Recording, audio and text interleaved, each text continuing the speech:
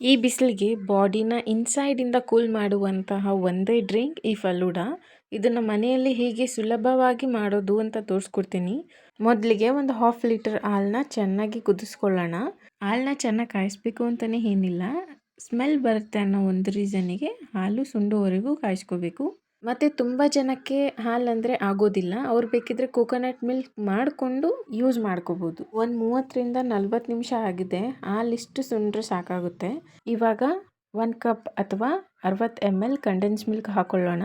Again condense milk ನಿಮಗೆ ಇಷ್ಟ ಆಗಿಲ್ಲ ಅಂದರೆ ಕೋವಾ ಕೂಡ ಹಾಕೋಬೋದು. 150 ಗ್ರಾಮ್ ಸಾಕಾಗುತ್ತೆ.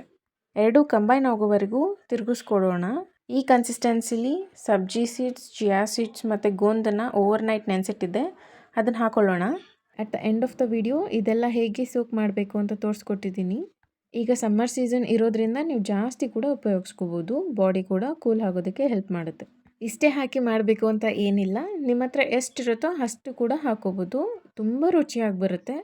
ಈಗ ಇದಕ್ಕೆ ಒಂದು ಸ್ವಲ್ಪ ಆಲ್ಮಂಡ್ಸ್, ಚೆರ್ರಿ, 3 ಟೇಬಲ್ ಸ್ಪೂನ್ ಗುಲ್ಕನ್ ಹಾಕೋತಿದ್ದೀನಿ. ನಿಮ್ಮ ಹತ್ರ ಇದು ಇಲ್ಲ ಅಂದರೆ ವೆನಿಲಾ ಎಸೆನ್ಸ್ ಆಪ್ಷನಲ್ ಕೂಡ ಉಪಯೋಗಿಸ್ಕೋಬೋದು. ಹಾಗೆ 2 ಸ್ಪೂನ್ ಶುಗರ್ ಹಾಕೋತಿದ್ದೀನಿ, ಯಾಕಂದರೆ ಗುಲ್ಕನಲ್ಲೂ ಶುಗರ್ ಇರುತ್ತೆ. ಮಕ್ಕಳಿಗೆ ಕೊಡೋದ್ರಿಂದ ಸ್ವಲ್ಪ ಶುಗರ್ನ ಕಂಟ್ರೋಲಲ್ಲೇ ಹಾಕೊಳ್ಳೋಣ. ಇಷ್ಟಿದ್ರೆ ಸಾಕು.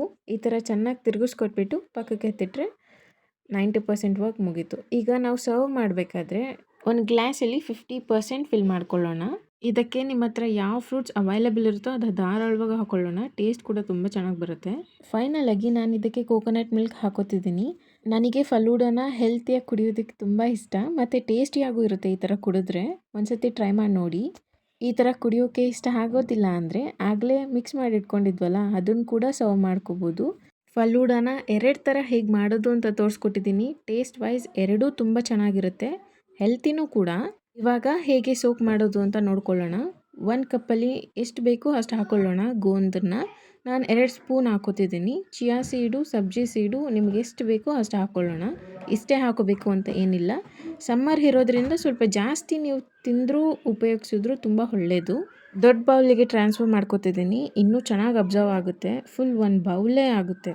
ನಾವು ಹಾಕಿದ್ದು 2 ಸ್ಪೂನ್ ಎಲ್ಲನೂ, ಬಟ್ ಫುಲ್ 1 ಬೌಲೇ ಆಗುತ್ತೆ. ಚಿಯಾ ಮತ್ತು ಸಬ್ಜಿ ಸೀಡು ಬೇಗ ಅಬ್ಸರ್ವ್ ಮಾಡ್ಕೊಬಿಡುತ್ತೆ ನೀರು. ಗೋಂದ್ ಮಾತ್ರ ಓವರ್ ನೈಟ್ ಸೋಕ್ ಮಾಡ್ಕೊಳ್ಬೇಕು. ಸೊ ಅದಕ್ಕಾಗಿ ಓವರ್ ನೈಟ್ ಇಟ್ಟರೆ ಒಳ್ಳೆಯದು. ಈ ಫಲೂಡಾ ರೆಸಿಪಿಲಿ ನೀವು ಯಾವ್ದು ಬೇಕಾದರೂ ಆಲ್ಟರ್ನೇಟಿವ್ ಆಗಿ ರಿಪ್ಲೇಸ್ ಮಾಡ್ಕೋಬೋದು. ಇನ್ನು ಹೆಚ್ಚಿನ ರೆಸಿಪಿಗಳಲ್ಲಿ ಭೇಟಿಯಾಗೋಣ.